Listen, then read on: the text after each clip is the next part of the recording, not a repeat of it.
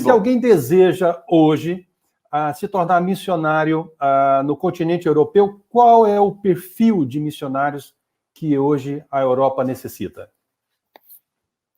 Bem, primeiro, eu acredito que é preciso que seja alguém com um coração muito apaixonado pela obra missionária, porque aqui há uma necessidade enorme e se exige uma perseverança enorme e uma perspectiva de médio e longo prazo, diferentemente, por exemplo, de um trabalho no contexto africano, porque você pode obter resultados a curto prazo em função do contexto social, econômico e etc. Então, aqui é preciso que um coração missionário esteja muito apegado e dependente de Deus, não que em outro contexto não seja preciso, mas aqui é preciso que haja uma perspectiva de médio, longo prazo, e provavelmente muitos missionários que aqui estão não vão ver os frutos desse trabalho, porque é um trabalho de semeadura muito lenta, muito difícil, em função do contexto. Então, é preciso muita perseverança, é preciso que se venha para cá com muita humildade, porque muitos vêm para o campo achando que vão fazer, que vão acontecer, mas não é bem assim, é preciso que a gente venha com humildade e que a gente venha com um espírito de equipe, pronto a aprender a cultura. Isso é um outro fator importantíssimo, porque às vezes a gente pensa que sabe alguma coisa, mas é preciso tempo aqui para conhecer, saber como o europeu pensa, como um francês pensa, como um espanhol pensa, como um alemão pensa. Então, isso tudo é muito difícil, como ele vive, como ele se veste, né? Como ele faz as coisas.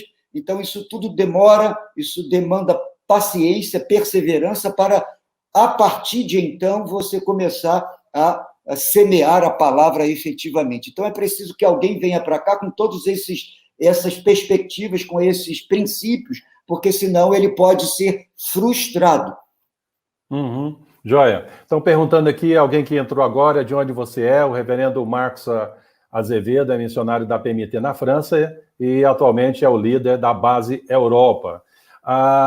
Nós estamos percebendo, Marcos, que o perfil ele não pode ser um perfil padrão para a Europa, o mesmo para o continente africano, o mesmo para a Ásia, o mesmo para a América Central, entre muitos outros lugares no mundo.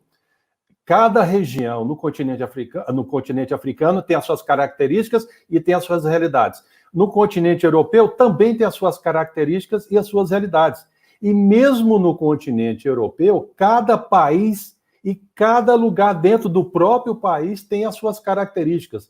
Então, quando a gente trabalha aqui no Brasil, eu fiz um bom trabalho aqui no Brasil, eu vou para a Europa e agora eu vou aplicar as mesmas ações que tive aqui no Brasil. Isso é um problema que muitos vão enfrentar se tiver esse tipo de postura e de comportamento em trabalhar. Acho que, como você mesmo disse, é importante a humildade de aprender, a humildade de perceber os aspectos culturais, os aspectos da religiosidade, é muito importante. E a formação, além de tudo isso, está acima para nós termos uma compreensão melhor dos conceitos de Deus, da vontade de Deus, dos parâmetros bíblicos para apresentar o evangelho nessa sociedade pós-cristã, né, Marcos? Com certeza, porque cada sociedade, cada cultura, cada língua tem as suas exigências, tem aquilo que a gente chama, né, do seu ethos próprio, aquilo que constitui cada cultura, sociedade. Então, é preciso que a gente venha para cá com disposição de aprender, com disposição de se enculturar, né, para, a partir de então, a partir daí, começar, de fato, a ajudar, a colaborar, a servir. Nós não podemos vir para cá com essa ingênua noção de que vamos trazer tudo que aprendemos, tudo que sabemos aí no Brasil, e tudo vai ser mudado aqui da noite para o dia. Isso não é verdade, porque se você vier assim, você pode ser frustrado, né? E certamente você será frustrado. Então, é preciso entender essa complexidade, né? A língua é fundamental, mas a língua é um aspecto de toda a cultura. Sem a língua você não se comunica, mas não basta só a língua, é preciso você, de fato, aprender a cultura, e isso demora tempo, né, e demanda paciência, e demanda humildade, para cooperarmos junto com aqueles outros com os quais estaremos trabalhando. Uma vez se, na verdade, viemos para trabalhar em parceria com alguma outra denominação, ou se viemos para uma plantação a partir do zero, é preciso também que a gente aprenda com aqueles que estão à nossa volta. Implantar igreja não significa fazer um transplante de cultura. Isso não dá certo, seja aqui na Europa, seja em qualquer outro lugar, né? Eu diria que, com a minha pouca experiência aqui, eu diria que não. De modo geral, os países europeus gostam muito do brasileiro, né? Por uma série de razões, né? O brasileiro é latino, o brasileiro é acolhedor, tem a questão do futebol, tem a questão da geografia brasileira, que é maravilhosa, a questão das praias, eles falam muito da questão do carnaval, né? Mas, enfim, são pontos de contato que a gente encontra para marcar uma presença, de modo geral, muito tranquila, muito amistosa, né? Muito amistosa. Se a igreja tivesse ações... Ok. Se a igreja tivesse ações olhando para o missionário, que tipo de cuidado missionário a igreja poderia ter em relação daqueles que atuam no continente europeu? Eu diria que, fundamentalmente, nos sustentar em oração. Isso é uma grande bênção, isso é o maior sustento que a gente pode receber, é o sustento espiritual, né? E a gente louva a Deus porque a gente sente e percebe esse sustento. A gente precisa de uma maior compreensão de toda a IPB para a necessidade e a importância de se enviar missionários para a Europa, uma sensibilização. Eu acho que nós precisamos divulgar mais isso no Brasil, para que haja essa sensibilização, e nós precisamos, consequentemente, de investimento financeiro, né? Porque a gente vive um momento difícil, não só agora, mas a questão do dólar e do euro sempre foi um grande desafio para os missionários, né? Em função da disparidade. Então, oração, divulgação e sensibilização da necessidade do trabalho no continente europeu e investimento financeiro para que o trabalho aqui possa avançar. Eu sei que há variações de país para país, mas se você pudesse colocar de uma maneira uniforme, qual a dificuldade que hoje ele enfrentaria no primeiro momento estando aí? Bem, é o que a gente chama aí, tecnicamente, do choque, né, cultural. Mesmo que se você já conhece o país, né, por viagem missionária a curto prazo ou do ponto de vista turístico, é o choque cultural, e isso precisa ser amortizado. Se você vem para um lugar onde não tem um trabalho já existente, isso é pior, é mais difícil, é mais duro. Se você vem para um trabalho que já existe uma igreja, uma pequena igreja que vai te receber, isso ajuda, porque igreja de Cristo é igreja de Cristo em qualquer lugar. Então, já amortece um pouco esse peso, né? Então, ajuda bastante. Mas, se você conhece a língua, já ajuda também. Mas, se você não conhece, você precisa, né, aprender a língua, desenvolver essa prática. Então, você precisa, na verdade, exercitar a humildade, a paciência. No início há uma certa desconfiança, mesmo sabendo que você é missionário, mesmo sabendo que você é brasileiro, há uma certa desconfiança. Eu fiquei 6 meses aqui meio na geladeira, né? Quem é essa família, quem é esse casal, o que eles vieram fazer aqui? Enfim, uma certa desconfiança natural, até o momento que isso se transformou em amizade, em elo, né? Em alegria, em gratidão, em reconhecimento, né? Então, esse primeiro contato exige mesmo esse tipo de um olhar, de uma paciência, de, né, quem é, o que vão fazer, como é que eles vão fazer, porque eles pensam que a gente vai chegar aqui e mudar toda a cultura deles. E eles não querem, e eles têm razão. A gente que vem para cá, a gente não vem para mudar a cultura deles. A gente vem para estar ao lado deles, para, a partir disso, pedir ao Espírito Santo que faça as devidas mudanças e transformações. Porque nem tudo da cultura é errado, né? É pecado. Exatamente.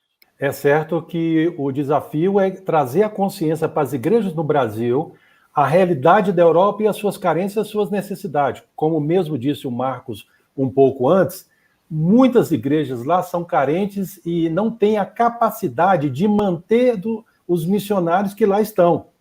Então, as estruturas, muitas delas estão lá, muitas delas estão fechadas, estão destruídas, precisa de uma reformulação aí para uma reconstrução, uma reforma na igreja. Então, esperar de muitas dessas igrejas na Europa é uma dificuldade, como aqui no Brasil. Normalmente há o dízimo, há oferta, mas culturalmente no continente africano...